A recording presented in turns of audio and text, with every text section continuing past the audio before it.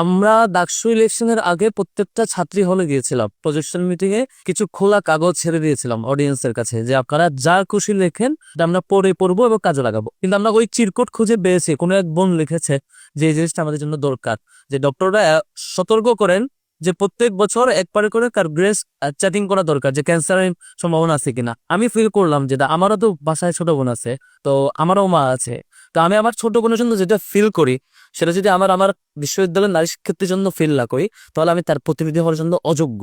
আমাদের ফিল করতে হবে আমার ছোট বোনের জন্য, যেটা আমি ফিল করি। আমি কাগজগুলো খুললাম, আমরা খুলে যে কটা বিষয় পেয়েছি সে কটাই আমরা প্রায়োরিটি দিচ্ছি। তার মধ্যে একটা ছিল রিডিং রুমে তারা পড়তে পারে না, এসি নাই। তা আমরা সবার আগে টাচ করেছি যে রিডিং রুমে আমরা এসি দিতে হবে।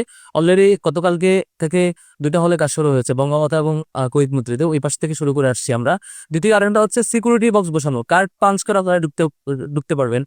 বারবার হ্যারাসমেন্ট দিয়ে শিকার হওয়া লাগবে না। আপনার ওই যে গেটম্যানরা বারবার চেক করবে আপনি কি ছাত্র ছাত্র না, দেখি বাইরের আবাসিক না অনাবাসিক, এর চেকিং করা লাগবে না।